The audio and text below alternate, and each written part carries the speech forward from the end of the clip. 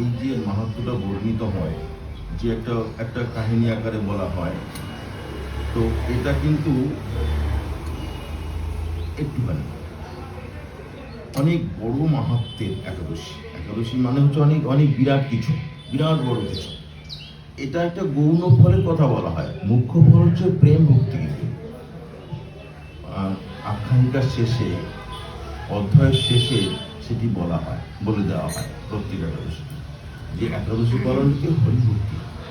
অর্থাৎ মুখ্য ফল, জৈব জীবনের যদি মুখ্য কিছু ফল লাভ করার থাকে, তা সেটা হচ্ছে প্রেম ভক্তি।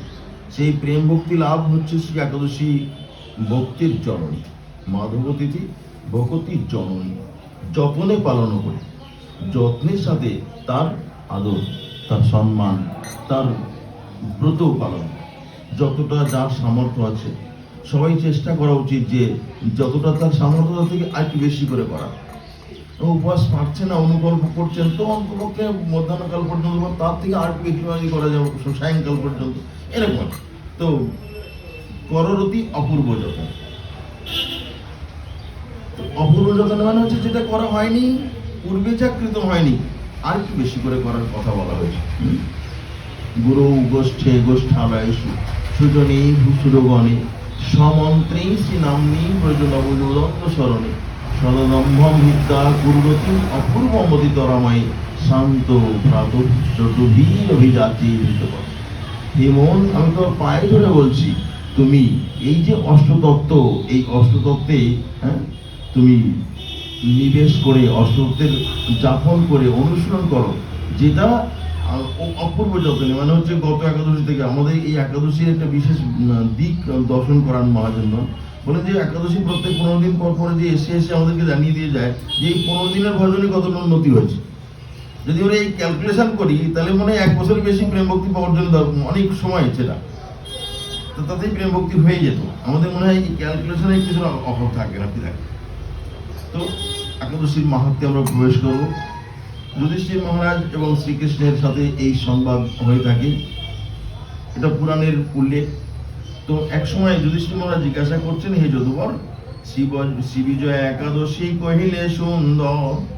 পূর্বের একাদশীটার নাম ছিল বিজয়া একাদশী। এবে কহ ফাল্গুনের শুক্লা একাদশী, একাদশী ব্রত কথা বড় ভালোবাসি। এবারে ফাল্গুন মাসের যে শুক্লপক্ষে একাদশী আছে সেটার কথা, কেননা একাদশীর মাহাত্ম্য আমার বড় ভালো লাগে। শুক্লা একাদশী যেই ফাল্গুনেতে হয়, নাম গুণ ফল তার কহ সমুদয়। কি নামটা, কি গুণ আছে না, আর কি ফল। শ্রীকৃষ্ণ কহেন শোনো পাণ্ডুর নন্দন, আমলকি একাদশী নামে সে গণ। এই একাদশীর প্রথম প্রশ্নের উত্তর, কি নাম একাদশী? একাদশীর নাম হচ্ছে আমলকি একাদশী। মান্ধাতার প্রশ্নে যেই বশিষ্ঠ বচন, সেই মতো অবস্থানে করিব বর্ণন। ব্রহ্মাজির দৈনন্দিন প্রলয়ের কালে, সমস্ত বিনষ্ট হইল একার নবজলে। প্রলয় হচ্ছে 2 রকম হয়, একটা মহাপ্রলয় হয়, আর একটা হচ্ছে খণ্ড প্রলয় হয়।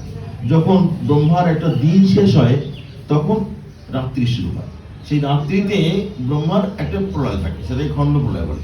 একটা রাত্রিকাল মানে 14 মন্বন্তরে একটা দিন হয়, আবার 14 মন্বন্তরে রাত্রি হয়। 14 মন্বন্তর এই জগৎ যেমন জেগে আছে, যেমন সৃষ্টি চলছে, সৃষ্টি বৃদ্ধি ইত্যাদি সব হচ্ছে, আবার যখন রাত্রিকাল আসে তখন সব আবার প্রলয় হয়ে যায়, জলমগ্ন থাকে। আর যখন মহাপ্রলয় হয় তখন জল পর্যন্ত থাকে না, জলও থাকে না, তখন একমাত্র ভবান এক ও শিষ্যতে শিষ্যঙ্গ, একমাত্র ভগবান থাকেন, আর কিছু থাকে না। জল, মাটি, বায়ু, আকাশ কিছু থাকে না, তাকে মহাপ্রলয় বলে। তা সেই মহাপ্রলয় নয়, এটা হচ্ছে একটা খণ্ড প্রলয়ের সময় কি হয়েছিল, সমস্ত বিনষ্ট হইল একার নবজলে। সেই কালে ব্রহ্মাজির ছিল রাত্রিকাল, চতুর্দিকে ঘোরতর আধার বিশাল। সব নেই, কিছু নেই, কেবল অন্ধকার। ব্রহ্মের শ্রীবন হেতু মুখ পদ্ম হইতে, এক বিন্দু শুভ্র জল পড়িল ভূমিতে। এক বিন্দু ভগবান ব্রহ্মার মুখ পদ্ম থেকে এক বিন্দু জল, এইরকম সেই জলবিন্দু হইতে আপনায় আপনি আমলকি বৃক্ষ এক জন্মিল অমনি। সেই যে ব্রহ্মার এই যে জগৎটার সৃষ্টি হয়েছিল, সৃষ্টির আদিতে এই শতরূপার দ্বিখণ্ডিত দ্বিভাগ হয়ে যখন ব্রহ্মাজি লোক সৃষ্টি করেছিলেন সৃষ্টির বৃদ্ধির মানুষের, তার পূর্বে কিন্তু ব্রহ্মার অঙ্গ প্রত্যঙ্গ থেকে সমস্ত সৃষ্টি হয়েছিল। যেমন মনু আপনার ঋষিগণ, ঋষি স্বর্গ সৃষ্টি, তো ঋষি সৃষ্টিগণ হয়েছেন, নারদাদি দেবর্ষিপাদগণ, এরা সকলে ব্রহ্মার ডাইরেক্ট নিজের অংশ থেকে সৃষ্টি হয়েছে।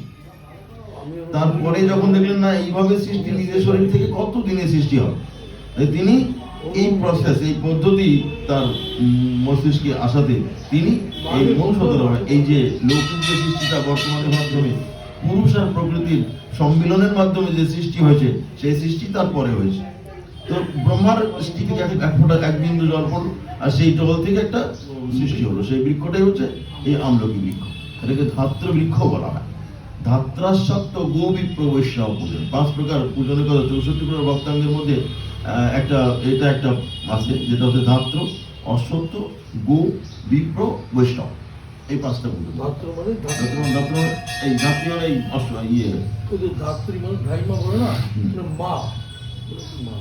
মাতৃস্বরূপা এই আমলকি বৃক্ষ, ধাত্র হচ্ছে আমলকি বৃক্ষ। তাই ধাত্র এই অশ্বত্থ বৃক্ষ আছে, গো, বিপ্র এবং বৈষ্ণব পূজন করার কথা বলা আছে। তো গোদানের ফল হয় সে বৃক্ষ স্মরণে, আর তাহার দ্বিগুণ ফল তাহার দর্শনে। যদি বৃক্ষকে কোনো মনে এসে যায় তাহলে গোদানের ফল হয়, আর তাকে দর্শন করলে তার ডবল দ্বিগুণ ফল লাভ। ত্রিগুণ ফল প্রাপ্তি ফল ভক্ষণ করি, শ্রদ্ধালু জনের ইহা পাপ নাশকারী।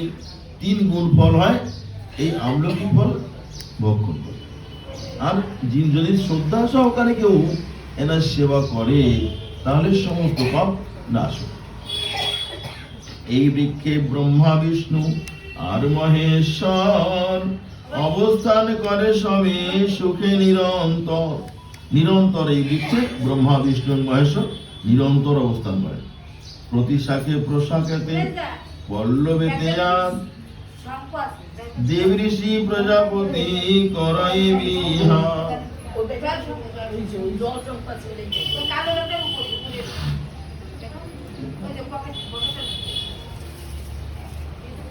দেব ঋষি প্রজাপতি সমস্ত শাখা পল্লবে বিহার করেন।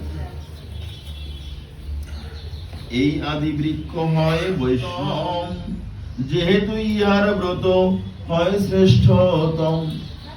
ইনি হচ্ছেন উত্তম বৈষ্ণব, বৈষ্ণবদের মধ্যে শ্রেষ্ঠ, তাই এনার ব্রত সর্বশ্রেষ্ঠ। চতুর্রথ রাজা ছিল বৈদিশ নগরে, ভক্তি যোগে সুখে ছিল প্রজা সহকারী। ফাল্গুনের শুক্ল পক্ষে একাদশী দিনে আমলকি ব্রত রাজা করে সাবধানে। দেখুন, তো মহাপ্রভু দিয়েছেন তা কিন্তু নয়, একাদশী ব্রত নন্দ মহারাজ করেছেন। একাদশী ব্রত ওই বৈদিশ নগরের রাজা চতুর্রথ, অর্থাৎ সেই সত্যযুগ থেকে, এটা অনাদিকাল থেকে একাদশী ব্রত মাহাত্ম্য কিন্তু আছে। আর একাদশী নিত্য, কিন্তু একাদশী কোনো সময় থেকে শুরু হয়েছে এমন নয়, একাদশী নিত্য। তাই উনি বৈদিশ নগরে চতুর্রথ নামক রাজা, তিনি প্রজা সহকারে সুখে আছেন, আর তিনি সমস্ত প্রজাদের নিয়ে একাদশী ব্রত পালন করেন। রাজারা করলে কি সুবিধা, রাজারা করলে তিনি বড় করে হয়, শুধুমাত্র তাই নয়, রাজ পরিবারের লোকেরা করে শুধুমাত্র তাই নয়, তিনি সমস্ত প্রজাদের মঙ্গল কাম। আগেকার রাজারা কিন্তু মঙ্গলকামী ছিল, তো মঙ্গলকামী থাকার জন্য তারা প্রজাদের কিসে মঙ্গল হবে। যেমন অনেকে বলে যে দেখো আমার বাচ্চারা তো ছোট, ওদের একটু ভাত অন্ন রান্না করে দেই, আমরা খেতেই হয়, যদি তাই করতে হয়। অনেকে বলে যে কৃষ্ণকে অন্নভোগ দেওয়া যায়, ভগবানের তো একাদশী নেই, আমাদের একাদশী। অনেকে এই কথা বলে। আমরা দেখো, যদি নন্দ মহারাজ ভালো জেনে থাকেন, উনি তো না বুঝে তা তো নয়, নন্দ মহারাজ জেনেছেন যে একাদশী দিনে নবক্তব্য হরির দিন আসলে, মানে একাদশী ব্রত আসলে সেদিন অন্যের সমস্ত পাপ স্পর্শ করে, সেটা নন্দ মহারাজ জেনেই করতেন। আর জেনে যদি উনি করতেন, তাহলে পরে উনি ওনার ছেলেকে অন্ন কেন খাওয়াবেন? আমি পাপ করবো না, অন্ন খাবো না, হ্যাঁ, তো আমার ছেলে অন্ন খাবে, তা কি করে হয়? তাকে উনি দিতে পারেন না কখনো, তাহলে উনি অন্ন দিতেন না। আরে হাজারো খাবারের ব্যবস্থা দিন, নন্দ মহারাজ বাবা ছেলেকে খাওয়াতেন, আদর করতেন, তাকে উপোস করে রাখবেন না, ঠিক আছে, তার ওই অন্নের দরকার হতো না। কিন্তু মাখন প্রিয়, সে তো ক্ষীর ননি প্রিয়, তো তাকে খাওয়ানোর জন্য, তার পেট ভরানোর জন্য কি সে অন্নই খাওয়াতে হবে? আমাদের কলিজে পড়া কাপড়তে আমরা এইসব কিছু পাই না, ভাত দুটো সস্তায় পাওয়া যায়, ওটা দিয়ে পেট ভরিনি। কিন্তু সে তো নন্দ মহারাজ তো সে অভাবটা ছিল না যে না ঠিক আছে চলো ভাত ছাড়া পেট ভরানোর কিছু নেই, তা তো না। তো কাজে নন্দ মহারাজকে যদি ভোগ লাগানো হতো, কৃষ্ণকে খাওয়াতে হতো, তাহলে হাজারো আইটেম ছিল যেগুলো অন্নের প্রয়োজন হতো না, অন্য জাতীয় নয়।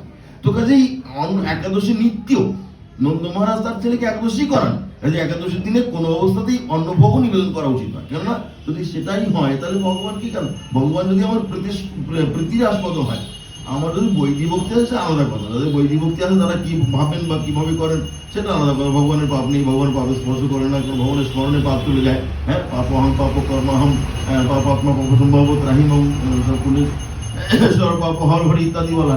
তো তিনি পাপ হরণ করেন, তা কাজে তাকে পাপ দিয়ে দেন না।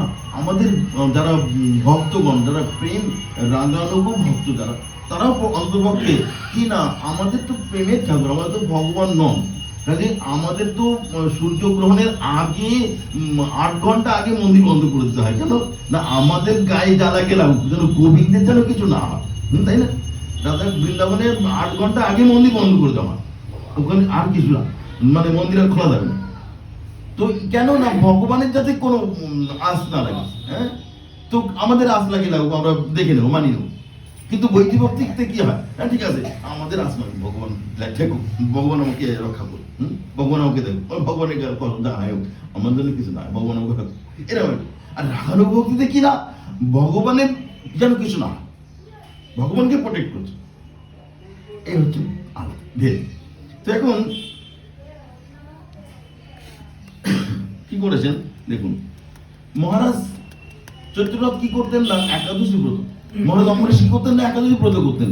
সমস্ত রাজারা কি করতেন না, একাদশী ব্রত করতেন। শুধুমাত্র রাজ পরিবারকে নিয়ে নয়, রাজা নিজে করছেন, বউ করছেন না, মহিষী করছেন তা কিন্তু না, রাজ পরিবার তো করছেই, উপরন্তু ধাক্কা বাজছে। আগের দিন ঘোষণা করে দিচ্ছেন যে আগামীকাল একাদশী আছে, এই একাদশীতে কোনো বাচ্চাকেও দুধ পাওয়ানো পিলানো যাবে, কোনো বাছুরকেও দুধ খাওয়ানো যাবে না। বলে কেন? বলে এরা তাহলে বাজবি করে। বলে আসলে এই ওই যুগের মানুষদের বাচ্চাদের ও সেই অন্নগত প্রাণ ছিল না, যে অন্ন না খেলে বা না খেলে মরে যাবে, তা কিন্তু না। তাদের অনেক সামর্থ্য ছিল, যার জন্য সেইভাবে একাদশী ব্রতের ব্যবস্থা দিয়ে দিন এবং একাদশী ব্রত পালন করা হতো সেইভাবে। নির্জলা তো অবশ্যই, একাদশী মানে অনুকরণ ব্যবস্থা মহাপ্রভু কৃপা করে, পরম কৃপালু মহাপ্রভু তিনি কৃপা করে অনুকরণ ব্যবস্থা দিয়েছেন। এরা ইতিপূর্বে অনুকরণ ব্যবস্থা ছিল না, কেননা কলিযুগের মানুষ পারবেন না একান্ত দেখে, তার জন্য অনুকল্পের ব্যবস্থা দিতেন। অনুকল্পন বিভু কল্পনা অল্প মাত্র, যতটুকু না হলে প্রাণ ধারণ করা যায় না ততটুকু। যাদের পারবে না, যারা পারবে তারা কিন্তু নির্জলাই করবে। আমলকি ব্রত রাজা করে সাবধানে, সাবধানে, অবধানে মানে হচ্ছে বি অ্যাটেনশন, বি অ্যাটেনশন হচ্ছে অবধান, মানে হচ্ছে অ্যাটেনশনের সাথে, মানে হচ্ছে প্রাণ দিয়ে দিতে উপোস করে দিলাম, ঠিক আছে চলো কাজকর্ম করো না, মনটা হরি বাসর, হরিকে নিয়ে বাসর, মানে হচ্ছে হরিকে নিয়ে বাসর, তার স্বামীতে থাকা না, তার সাথে থাকলাম জিমি রাত্রি কাটালাম না, তা নয়। হরিকে, হরির প্রীতি উৎপাদনের জন্য হরিকে নিয়ে যেভাবে, ঠিক আছে, রাত্রি জাগরণ করতে না পারলে অসুবিধা নেই, যদি রাত্রি পড়ায় সর্বোত্তম। তো বি অ্যাটেনশন হওয়া দরকার, অর্থাৎ কি না, মন দিয়ে প্রাণ দিয়ে কায় মন বাক্যে তার প্রীতি উৎপাদন করবার জন্য, গোবিন্দ প্রীতি উৎপাদন করবার জন্য গোবিন্দের সান্নিধ্য। যদি এই প্রীতিটা কম বেশি করে একটু একটু করে অ্যাড হতে থাকে, তাহলে সেই প্রেমে আর মানে তমগুণোত্থিত যে নিদ্রাদি, সেই নিদ্রাদি আকৃষ্ট হয়ে ভজনে বিঘ্ন করে না, বরঞ্চ এরা সবাই চড়ে যায়। বলছেন ভক্তি স্থিরতরা ভগবান যদীশ্বর দৈবেন ন ফলতি দিব্য কিশোর মূর্তি মুক্তি স্বয়ং মুকুলিতাঞ্জলি সেবতে ওসমান ধর্মার্থ কামগত সময় প্রতীক্ষা। কত সুন্দর, কত অপূর্ব কথা বলেছেন। বলেন ভক্তি স্থিরতরা, যদি স্থিরতরা ভক্তি হয় তাহলে কি হয়? ভক্তি স্থিরতরা ভগবান যদীশ্বর দৈবেন ন ফলতি দিব্য কিশোর মূর্তি, দিব্য কিশোর মূর্তিতে ভগবান হৃদয় আবির্ভূত। যখন আবির্ভূত তখন কি হয়? বলেন মুক্তির জন্য দৌড়াতে হবে না, যে আমি এই সংসার ছেড়ে দিলাম, এই সব মুক্তির জন্য দৌড়াতে হবে না। মুক্তির স্বয়ং মুকুলিতাঞ্জলি সেবতে অসমান, সেই ভক্তের জন্য মানে অনুরাগী ভক্তের জন্য কি করেন? মুক্তি হাত জোড় করে অপেক্ষা করে থাকে যে কখন ভক্তের সেবায় আমি একটু সুযোগ পাবো, অবসর পাবো। মুক্তি স্বয়ং মুকুলিতাঞ্জলি, জ্ঞানী নেতি আরাধনা করছে, যুগ যুগ ধরে আরাধনা করছে, জ্ঞানের আরাধনা করছে মুক্তি পাবে বলে। অথচ ভক্ত যদি খালি ভগবানকে প্রেম ভরে চন্দনের তুলসী লাগিয়ে শুধু ভগবানকে দিয়ে শুধু এইটুকু, ভগবান আর কিছু করলো না, শুধু ভগবানকে তুলসী দিয়ে সেবা করছেন, তো তাতেও যে কোনো ভাবে যদি কেউ ভাবেন যে কীর্তন করছে বা করতালনে খালি কীর্তন রাম নাম কৃষ্ণ কৃষ্ণ কৃষ্ণ কৃষ্ণ জপ করছে, ভক্তি স্থিরতা ভক্তি থাকে, তাহলে কি হয়? মুক্তি স্বয়ং মুকুলিতাঞ্জলি সেবতে ওসমান, যত ইয়ে আছে প্রতিবন্ধকতা। মুক্তি মতলব এই নাই যে ঠিক আছে গান করে দিল আর সন্ন্যাসী হয়ে গেল, বাবাজি হয়ে গেলেন, না। বলে মুক্তি মানে হচ্ছে সংসারের যে শুধু বন্ধন আছে, যে আসক্তি আছে, এই আসক্তি থেকে মুক্তি। আসক্তি থেকে সংসারে আছে কিন্তু মুক্ত, বন্ধনগ্রস্ত নয়। জনক রাজা তার দৃষ্টান্ত। তো এরকম রাজর্ষি তার জন্য, হ্যাঁ, রাজর্ষি জনক তার এইরকম মুক্তি স্বয়ং মুক্তি মাতাদিদের মুক্তি হতে পারে, মুক্তি সংসার থেকে মুক্তি হতে পারে, বিরাট সংসার করতে তাদের মুক্ত হতে পারে।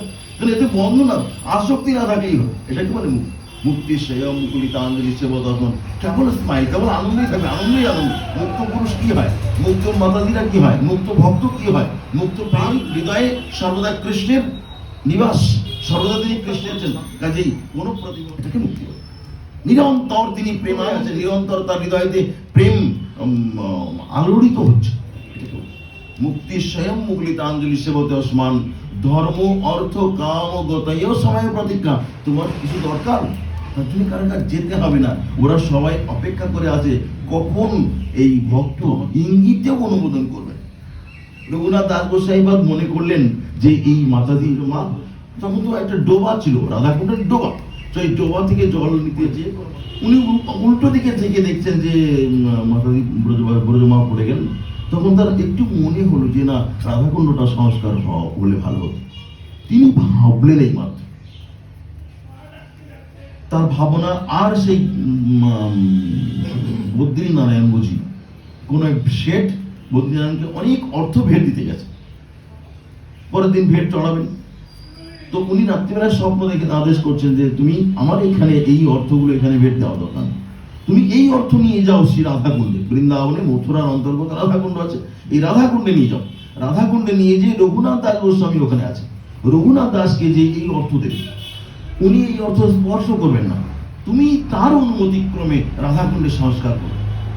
ভাবুন, ইনি শুধু একটু মনে করেছেন, কাউকে বলেননি, দ্বিতীয় কাউকে বলেননি, আর বলেও গেছেন, মনে হয়েছিল। সেই যে মনে হয়েছিল, মনে হওয়াতেই দেখুন সেই কিভাবে আয়োজন করে রাধাকুণ্ডের সংস্কার হয়েছে আজকে রাধাকুণ্ড। তো এই বলছেন ধর্ম অর্থ কাম কথাই কি চাই তোমার, একটু ভক্তি কর, এর জন্য পিছন দৌড়াতে হবে। ধর্মের পিছন দৌড়াতে হবে, অর্থের ধর্ম মানে হচ্ছে পুণ্যকর্ম, এর জন্য দৌড়াতে হবে না। অর্থের জন্য টাকা পয়সা, তার জন্য দৌড়াতে হবে না। কাম, তার জন্য দৌড়াতে হবে না, মানে কাম্য বস্তু যে চাই কিছু, তার জন্য দৌড়াতে হবে না। এরা সবাই এসে অপেক্ষা করবে যে কখন ভক্ত আমায় সেবার অবসর দেবে, সুযোগ দেবে। ধর্ম অর্থ কামগতায় সময় প্রতীক্ষা। তো তাই বলছেন যে মহারাজ চৈত্ররথ তিনি সমস্ত প্রজাদেরকে প্রজাহিতৈষী, প্রজাদের মঙ্গলের জন্য তিনি কি করতেন না, একাদশী ব্রত করতে হবে। আর রাজার প্রতি তাদের প্রেমটাও এমন ছিল যে, কেননা পূর্ব যুগের অন্যান্য যুগের রাজারা নয় ছিল না, কলি যুগের রাজারা যেমন রক্ষক ভক্ষক হয়ে গেছে, সেরকম ছিল, রক্ষকই ছিল। এখনকার হয়েছে না, রক্ষকরাই ভক্ষক, যারা রক্ষা করতে আসছে তারাই খেয়ে নিয়ে বসে থাকে। তো এরকম ছিল, যার জন্য তারা রক্ষককে পিতার মতো শ্রদ্ধা করত, আর সেই শ্রদ্ধার অনুসারে যেমন ভাবে তিনি পরিচালনা করতেন সেইভাবে। নাহলে প্রজারাও কোনো সময় তো অভিযোগ করেছেন রাজার কাছে, কেন আমার ছেলে মারা যাচ্ছে, রাজার নিশ্চয়ই কোনো গলতি আছে, বাচ্চা মারা যাচ্ছে তার জন্য রাজার গলতি আছে। ভগবান কৃষ্ণের প্রতি আরো সত্যি এসে বলছে যে তোমার বললে মানে একটা ছেলে 10-15টা ছেলে মারা যাবে, তো এরকম ব্যাপার। একবার রজনীতে জাগরণ কালে দৈব যোগে ব্যাধ এক সেতায় আসি মিলে, অপূর্ব দেখিয়া সেতার কৌতূহলী হইল ব্যাপার। তখন আমাদের এখানে তো কিছু আয়োজন, এখানে এই 5টা লোক কথা বলছি, কারণ কেউ আসলে তো তার একটা তো রাজা সেইরকম ডেকোরেটেড একটা অনুষ্ঠান করছে, তখন ব্যাধ ভাবছে কি ব্যাপার, এত আয়োজন, এত কিছু নাচ হচ্ছে, গান হচ্ছে, সব মায়েরা লম্বা ঘোমটা দিয়ে তারা নৃত্য করছেন, ঝুমঝুম করে ঘুমো নাচছে, ঘুম পাচ্ছে না, এক একদিকে রাজু কি ব্যাপারে, ব্যাধ ভাবলে কি ব্যাপার এখানে দেখি।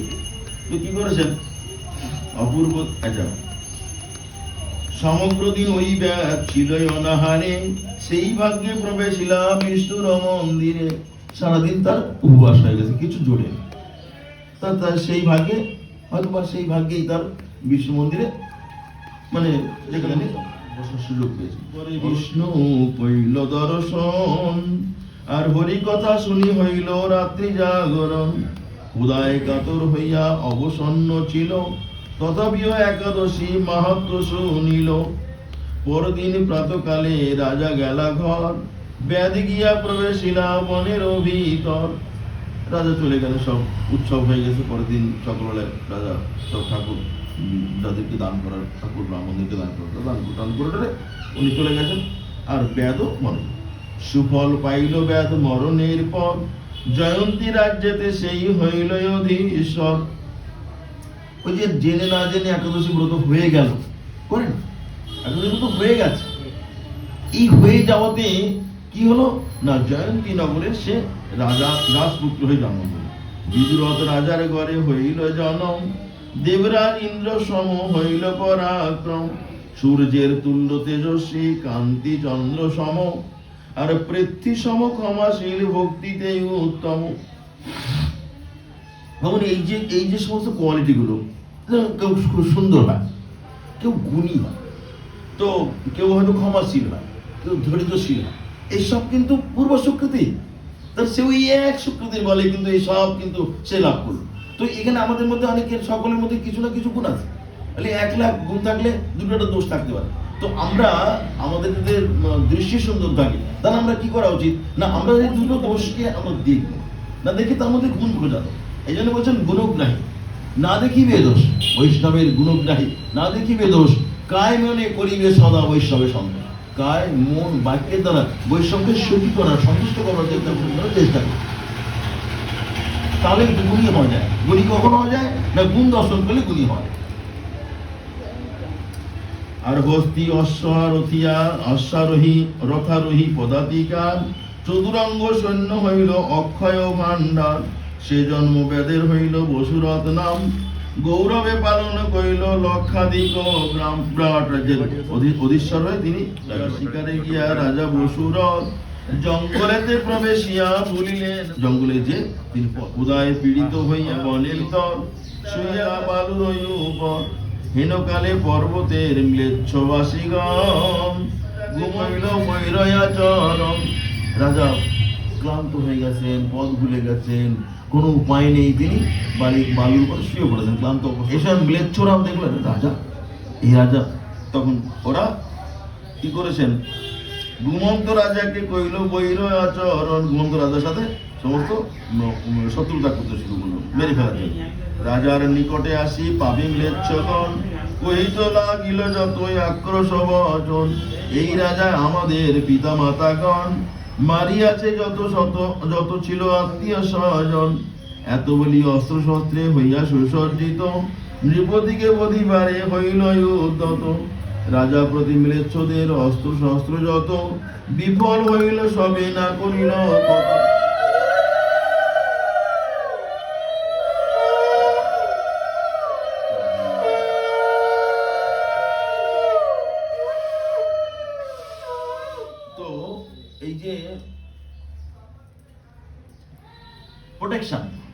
দেখুন এর থেকে ভালো প্রোটেকশন আর কি হয়?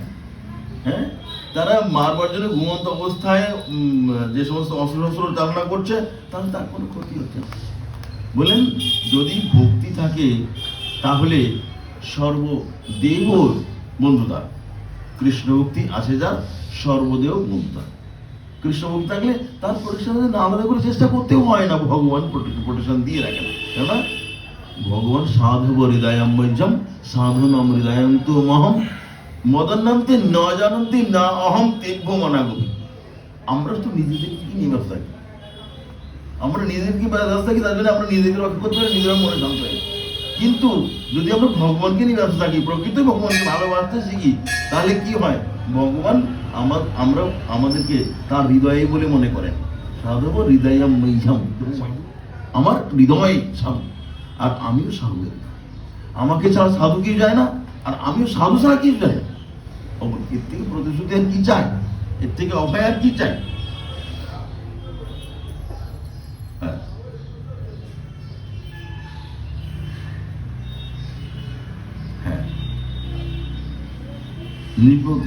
রাজা প্রতি মিলেচ্ছদের অস্ত্র বিফল হইল, সবে না করিল কত।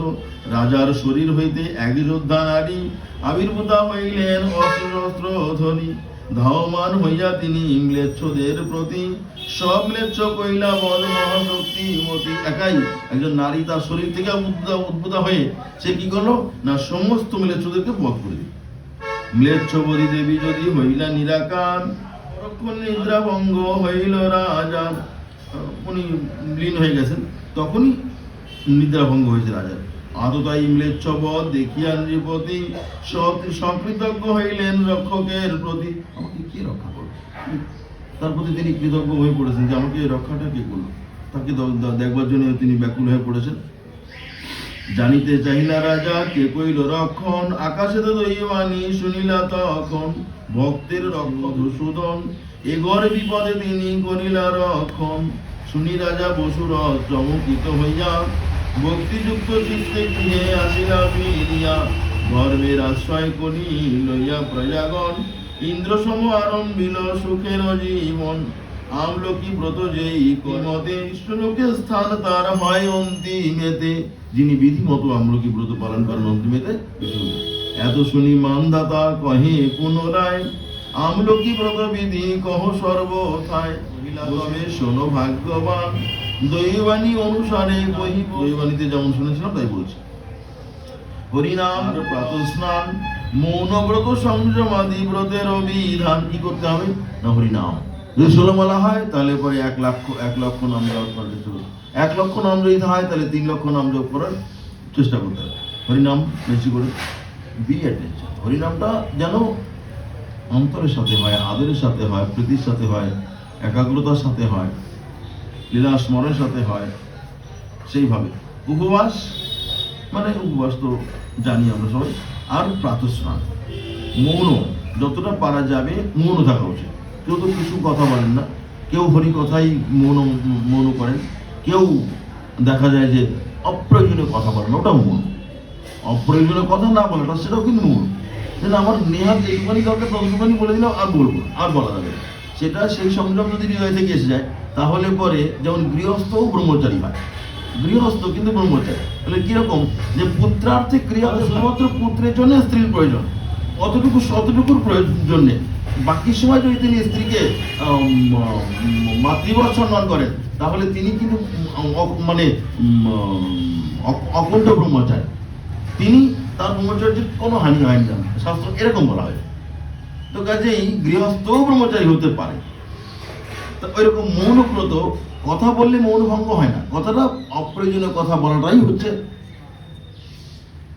মৌনভঙ্গের লোক। এই জন্য অপ্রয়োজনীয় কথা নয়, প্রয়োজনীয় কথা অতটুকু, যতটুকু প্রয়োজন। একটা কথা দরকার, একটা কথাই, দ্বিতীয় নয়, লেখ চলবে না, এটা মৌন। তাই বলছেন মৌন ব্রত সংযমাদি ব্রত। সেদিন চোর পাষণ্ডী আর যত পাপ, পতিত দুর্বৃত্ত শনে না করয়া আলাপ। পারলে মানে যতটা জানা যাবে যে এদের সাথে। আর অপরাহ্নে স্নান করি মৃত্তিকা তুলিয়া, স্নান মন্ত্র উচ্চারিবে শুদ্ধ জল লইয়া। গঙ্গেশ যমুনা চৈব অপর পবিত্র পবিত্র ইত্যাদি মন্ত্র উচ্চারণ করে স্নান। এক মাসা অর্ধমাসা সাধ্য যে বা হয়, সোনার পরশুরাম মূর্তি করো তাই। যদি সামর্থ্য থাকে তাহলে 1 ভরি 2 ভরি 5 ভরি 10 ভরি যেমন হয় সেরকম সোনার পরশুরাম মূর্তি করতে পারলে শ্রীরামের হোম পূজা করি সমাধান। আমলকি বৃক্ষ তলে করিবে গমন, সে বৃক্ষের চতুর্দিকে করি পরিষ্কার, তথায় রাখিবে যত পূজার সম্ভার। চিত্রদোষ শূন্য এক কলসি ভরিয়া, বৃক্ষের সম্মুখে তারে স্থাপ মন্ত্র দিয়া, তাহার উপরে দিবে দিব্য গন্ধ বস্ত্র, পঞ্চরত্ন পল্লবাদি পাদুকার ছত্র। খই প্রপুরিত এক পাত্রের উপর, স্থাপিবে পরশুরাম মূর্তি শুভঙ্কর, মন্ত্র দ্বারা করিবে সে পূজা সমাধান। শ্বেতবর্ণ ফলে দিবে অর্ঘ্য প্রধান। শ্বেতবর্ণ সাদা বর্ণের জামরুল হয়, তারপরে শাকালু হয়, এইসব শ্বেত বর্ণের ফলনার প্রিয়। নিত্যবাদ্য ভক্তি গ্রন্থ শ্রবণ কীর্তন, সাধু সঙ্গে করিবে সে রাত্রি জাগরণ। বিষ্ণু নাম মহামন্ত্রী অষ্টত্তর শত, প্রদক্ষিণ কর বৃক্ষ হইয়া শ্রদ্ধা যুত। অষ্টত্তর শত মানে 108 বার পারলে পরিক্রমা, বৃক্ষের পরিক্রমা করার বিধান। আর সকালে আরতি করি সমাপন, সাধনী করে পুজিবে তবে বৈষ্ণব ব্রাহ্মণ। উষাকালে মানে পরের দিন সকাল হয়ে যাবে, সারা রাত্রি ধরে এইভাবে চলবে ভজন সাধন। আর তারপরে সকালবেলায় বৈষ্ণব ব্রাহ্মণদেরকে পূজা করে পূজার সামগ্রী যত ভক্ত বিপ্রে দিবে, প্রণামাদি প্রদক্ষিণ বৃক্ষের করিবে। যত সব সামগ্রী জোগাড় করা হয়েছিল এই সমস্ত সামগ্রী ভক্ত ব্রাহ্মণদেরকে দান করে দেবে। আর প্রণামাদি প্রদক্ষিণ বৃক্ষ করে ব্রাহ্মণগণে তবে ভোজন করাইয়া, ভোজন করিবে স্বয়ং কুটুম্বাদি লইয়া। ব্রাহ্মণ বৈষ্ণবদেরকে আগে ভোজন করিয়ে তারপরে আত্মীয় স্বজনদেরকে নিয়ে ভোজন করতে হবে। সর্বপাপ নাশকারী আমলকি ব্রত, বিষ্ণুলোক দানকারী বলি হয় খ্যাত। সর্বলোক সর্বপাপ নাশ করেন এবং বিষ্ণুলোক দান করেন। সে রাত্রিতে আমলকি বৃক্ষের তলয়, জাগরণে গো সহস্র দান ফল পায়, সহস্র কবি দানের ফল লাভ হয়। আমলকি ব্রত কথা যে করে শ্রবণ, স্বর্ণগৃহ দান ফল পায় সেই ক্ষণ। স্বর্ণগৃহ যিনি মাহাত্ম্য শ্রবণ করেন তিনি সোনার পর্বত দান করলে যে ফল আসে। একাদশী পালনেতে হরিভক্তি হয়, অবান্তর ফল কথা প্রেমানন্দ কয়। আমলকি পালনের বিশেষ কি হয় না, হরিভক্তি হয়, প্রেম ভক্তি লাভ হয়। কাজেই অন্যান্য ফল যা আছে সেসব তো একটি করে বলা হলো যে ভক্তি থাকলে কোনো কিছু প্রয়োজন হয়। ধর্ম অর্থ কাম ইত্যাদি সব লভ্য হয়। কাজেই মূল কথা হচ্ছে প্রেম ভক্তি। মহাপ্রভুর শ্রীপাদ পদ্মে, শ্রী রামচন্দ্রের শ্রীচরণে, শ্রী হনুমানজির শ্রীপাদ পদ্মে আমাদের প্রার্থনা যে আমাদের এই প্রেম ভক্তি যেন অটুট হৃদয়ে জাগরিত হয়, যাতে আমরা নিরন্তর নিত্য যে উদ্দেশ্যে মনুষ্যজন্ম লাভ হয়েছে সেই উদ্দেশ্য সাধন করতে পারি। কারণ মনুষ্য জীবনে আহার নিদ্রা ভয়ার মৈথুন করবার জন্য নয়, অনেক অর্থ জমানোর জন্য, অনেক বৈভব বাড়াবার জন্যে, এইসবের জন্য মনুষ্য জীবন নয়। হ্যাঁ, চলতে ফিরতে চলার পথে যা যতটুকু হয়ে গেল হয়ে গেল, বাকি এর জন্য অনেক চেষ্টা নয়। চেষ্টাটা মূল চেষ্টা হচ্ছে কি না, প্রেম ভক্তির সাধন। বাঞ্ছা কবদের উপস্য কৃপা সিন্ধু হয়ে গেছে ওই দানাং পাবনী ভূপেশনায় পূর্ণ। হরে কৃষ্ণ কৃষ্ণ কৃষ্ণ হরে হরে, হরে রাম রাম রাম হরে হরে। নিতাই গৌর হরি গৌর।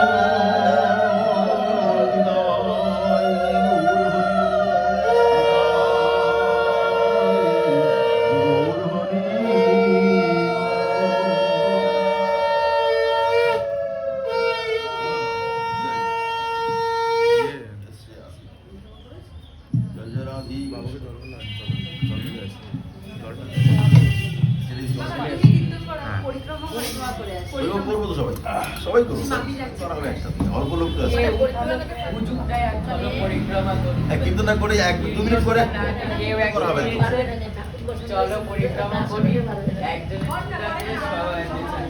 করা হবে তো সবাই, কিন্তু করে একবার রসভঙ্গ হয় না। ওর মামি বলেছে, ওর মামি বলেছে, মামির সাথে কথা বলবো। রাধে কৃষ্ণ গোবিন্দ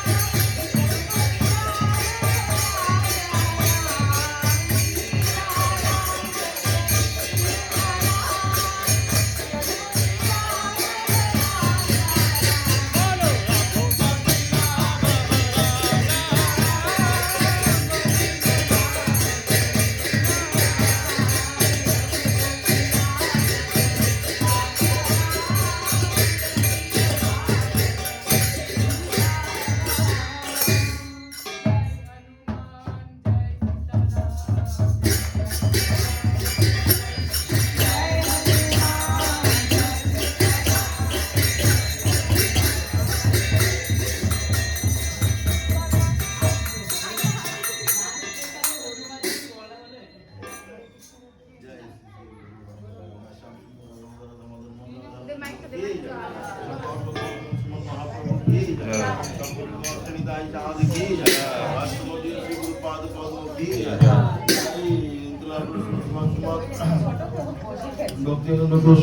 की जय, ज्योति महाराज की जय, जय भक्ति विजय विजय गोस्वामी जी महाराज की जय, जय इंदिरा आनंददास बाबा महाराज की जय, जय कृष्णदास बाबा जी महाराज की जय, जय इंदिरा भक्ति सिद्धांत गोस्वामी ठाकुर प्रभुपाद की जय, जय पूज्यपाद नित्य सिद्धांतदास बाबा श्याम मनोहर दास बाबा की जय, जय श्री किशोरदास बाबा की जय, जय आनंदपुरी गुरुवारों की जय, आचार्य वृंद की जय, जय श्री আমলকি একাদশী পালন তিথি একাদশী ব্রত পালনকারীগণ की जय, जय श्री আমলকি তিথি বড়া উপলক্ষে প্রাতকালীন অধিবেশন की जय, অধিবেশনে সমবেত শ্রোতৃবৃন্দ की जय, ভক্তবৃন্দ की जय, সজ্জন বৃন্দ की जय, মাতৃমণ্ডলী की जय, तुलसी महाराज की जय, गंगा माता ठाकुर की जय, যমুনা जी महाराज की जय, गौर करतार की जय, अपर श्री गुरु महाराज की जय, जय जय निताई